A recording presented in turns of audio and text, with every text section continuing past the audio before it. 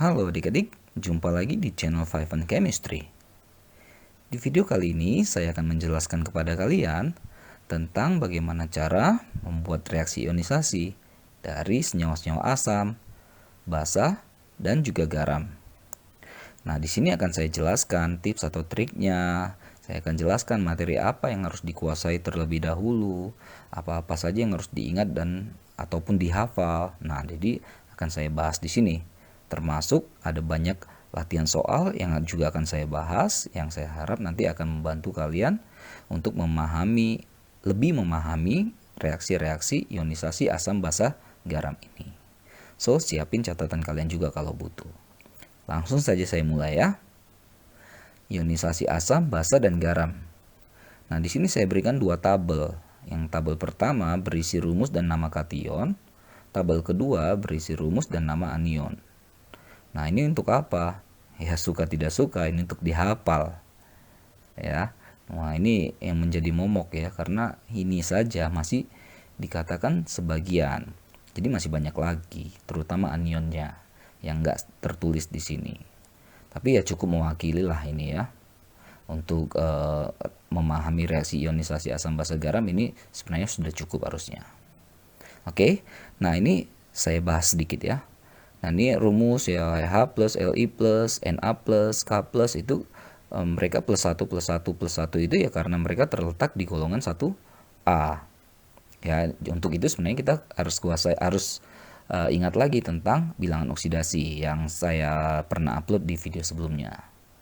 Yang golongan 2, Mg2+, Ca2+, SR2+, Ba2+, golongan 3, 3+, Al3+, maaf. Nah, ada juga yang untuk transisi.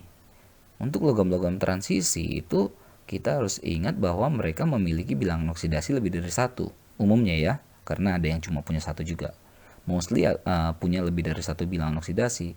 Sehingga untuk menandainya, terutama untuk tata nama nanti, harus tahu dia pakai bilox berapa.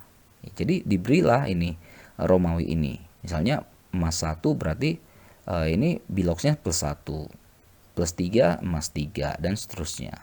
Ya, ingat ya, ini berlaku untuk logam-logam transisi. Jadi mau tidak mau sekarang mulailah dibaca lagi tentang logam transisi, diingat-ingat atau dihafal logam transisi di tabel periodik ya. Nah, untuk anion, nah ini masih banyak lagi yang kosong ya, seperti yang saya katakan tadi. Ini biasanya tabel periodik dia ada di golongan kanan ya, di sebelah kanan ya, di sebelah kanan mostly. Ya, ini H- ya karena ada senyawa hidrida namanya ya kalau dia ketemu logam. Ini kan F- 7A ya, Cl-, Br-, I-, O2- dan seterusnya ya.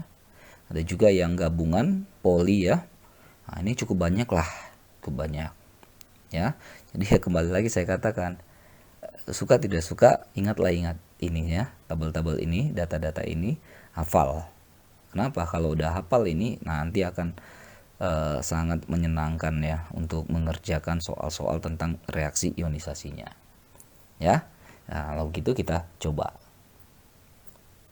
Nah, di sini ada soal, tuliskan reaksi ionisasi dari asam-asam berikut. Nah, nanti di sini ada tentang basa-basa berikut dan garam-garam berikut. Jadi, masing-masing saya berikan 10 soal. Saya akan bahas 10 soal.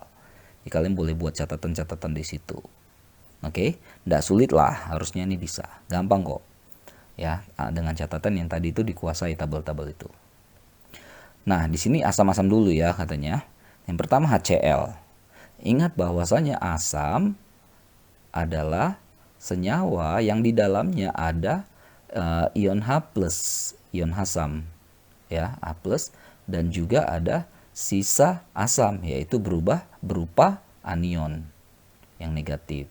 Jadi gabungan aja plus dengan minus itu. Ya, jadi untuk aplikasinya di sini ingat bahwa H itu kan golongan 1 ya, plus 1. Nah, di sini di HCl kan kita lihat bahwasanya H-nya cuma ada 1. Nah, ya udah jadi 1H plus gitu ya. Ingat Cl di golongan 7 kan. Jadi supaya dia stabil kan dia narik 1. H plus Cl min. Asam klorida nih. Sangat terkenal. Lalu dengan cara yang sama, karena ini hanya cuma 1. Ini 1 kan. Ikuti aja H plus tambah Br itu kan golongan 7. Nah, plus 1 minus 1 kan sudah seimbang. Jadi ditotalkan 0. Nah, ini berbeda nih. H2S. H kan tetap plus 1 di sini, tapi H-nya kan ada 2. Angka kecil ini disebut dengan indeks ya.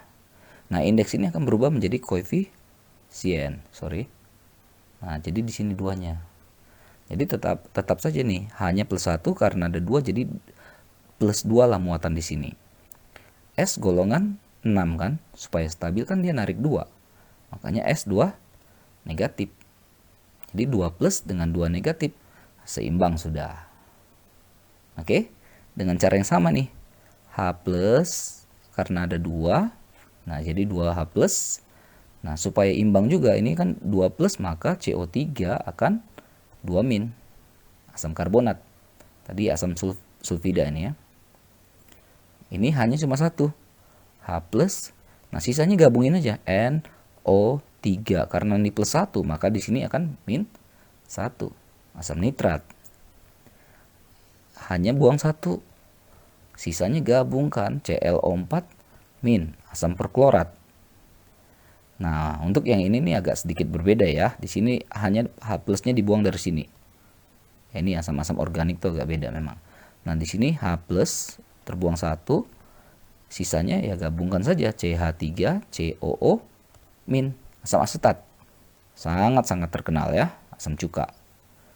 H2SO4 gimana? Ya karena ada 2. 2H plus tambah SO4 2 min. Asam fosfat nih, H3PO4. Karena ada 3. 3H plus tambah PO4 3 min. Asam silikat 2H plus tambah SiO3 2 min. Jadi sebenarnya begitu saja caranya ya, cara mengionisasi. Tidak sulit sama sekali lah. Ya pasti kita keluarkan H plusnya, lalu kita hitung-hitung jumlah totalnya, muatannya seperti ini kan 2 plus, maka anionnya negatifnya harus bermuatan seimbang lah ya, plusnya dengan minusnya. Kalau di sini 2 totalnya 2 plus, maka di sini 2 min. Kalau 1 ya min, kalau 3 ya 3 min.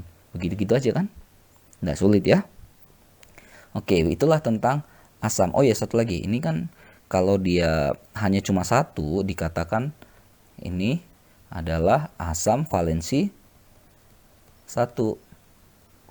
Kalau 2 begini, ini dikatakan valensi 2. Dengan kalau 3 gini, dikatakan valensi 3. Jadi berdasarkan jumlah H plus yang keluar, kita bisa menyusun, mengklasifikasikan jenis asam tersebut bervalensi berapa.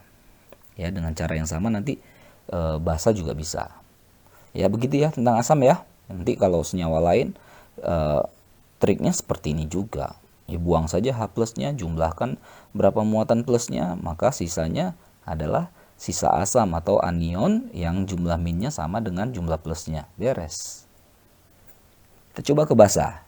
Basa ini adalah gabungan antara kation logam ya, plus ya, dengan hidroksida OH-. Nah, jadi nanti valensi dia berapa didasarkan berapa banyak jumlah OH-nya. Sama kayak tadi, kalau asam berapa banyak jumlah H plusnya. Nah, misalnya NaOH. Ya, sedikit banyak kita harus hafal juga ya tabel periodik itu, terutama golongan-golongan 1A, 2A, 7A, 8A, atau golongan-golongan utama lah ya, 1 sampai 8 itu kuasai. Kenapa ya? Supaya gampang aja mengingatnya. Na kan golongan 1, ya pasti Na-nya plus 1 kalau dion kan. Nah, hidroksida itu kan OH-. Nah, jadi gampang kan? Natrium hidroksida kalau namanya. Valensi 1, karena cuma 1 OH-nya. K golongan 1, dia akan sama K plus tambah OH-. Mg golongan 2, jadi langsung aja kita masukin Mg 2 plus. Nah, ini OH-nya ada 2. Ingat tadi ya, indeks angka kecil ini berubah menjadi koefisien. Jadi 2 OH min. Jangan jadi OH 2 min, salah. Tetap OH minnya itu ya OH min 1. Berapa banyak dia, jadikan angka di depan ini koefisien.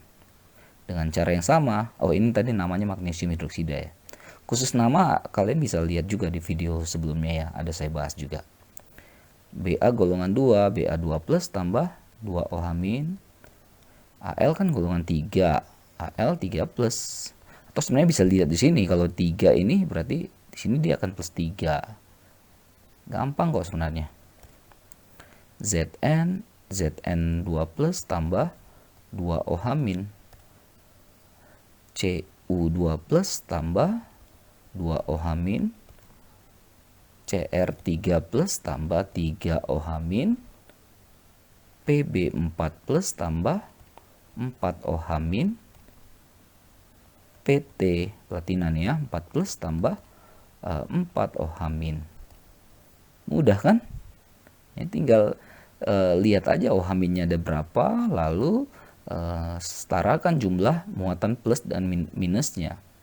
Ya overall sama lah kayak asam tadi, cuma asam itu H plus identiknya, basa itu OH- hidroksida. Mudah ya. Satu lagi ya, habis asam, basa berarti garam. Garam itu seperti saya katakan tadi, itu adalah gabungan antara kation dan anion.